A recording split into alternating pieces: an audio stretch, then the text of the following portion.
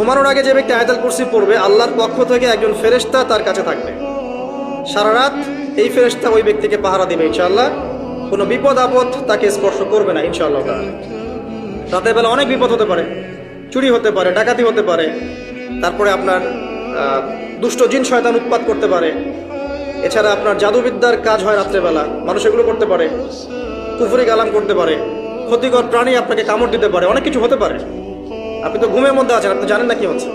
অতএব আয়াতুল কুরসি পড়বেন, ইনশাআল্লাহ আল্লাহ পাক আপনাকে হেফাজত করবে ইনশাআল্লাহ।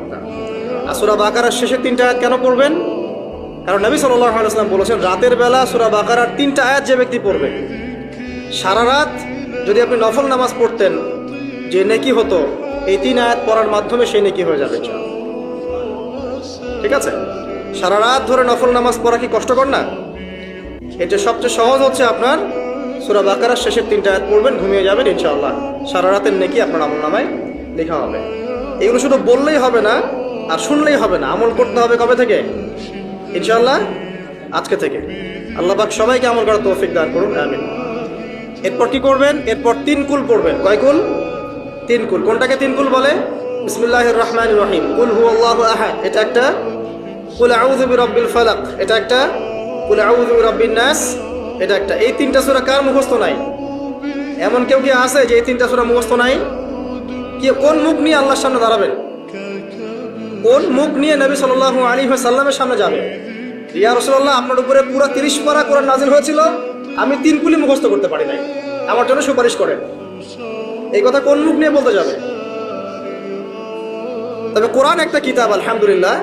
একজন হিরোইন খোরও দেখবেন সূরা ফাতিহা পড়তে পারে, তাই না? একজন হিরোইন খোরকেও দেখবেন সূরা ফাতিহা বলতে পারে। কোরআনের মুজিজা, সবার মনের মধ্যে আল্লাহ পাক কোরআন ঢুকিয়ে দিবেন। তবে চেষ্টা থাকতে হবে না, চেষ্টা করতে হবে। বাচ্চাদেরকে শেখান, বাচ্চাদেরকে লাড়া লাপ্পা না শিখিয়ে বাচ্চাদেরকে ভালো কিছু শেখান। নাহলে এইসব সন্তানরা, এইসব যুবক যুবতীরা বড় হয়ে যে ফিল্ম স্টারদের পিছনে দৌড়াবে, পর্ন স্টারদের পিছনে দৌড়াবে। বিদেশ থেকে কোনো মেয়ে যদি বাংলাদেশে আসে নাচতে, এদেরকে দেখতে টিকিট কাটতে যাবে 12,000 15,000 টাকা দিয়ে। সুসন্তান মানুষ করে যান। কুলাঙ্গার প্রজন্ম জন্ম দিয়ে কি দরকার? এর চেয়ে বাচ্চা নেওয়ারই দরকার নাই। এই বাচ্চা কাছে এভাবেই মানুষ করবেন, তাহলে নেওয়ারই দরকার নাই ভাই। বন্ধা থাকেন, বিয়েই করার দরকার নাই আপনার। বাচ্চা তো মানুষ করতে পারছেন না। আল্লাহ পাক আমাদেরকে বোঝার তৌফিক দান।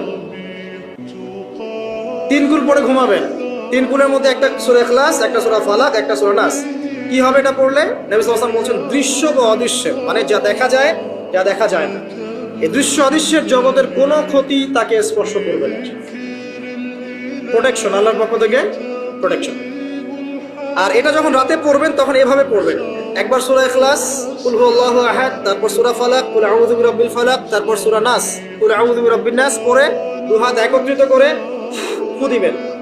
দিয়ে মাথা থেকে নিয়ে এভাবে, পুরো মাথা থেকে নিয়ে পুরো বডি এভাবে মাসাজ করবেন, এভাবে। ঠিক আছে?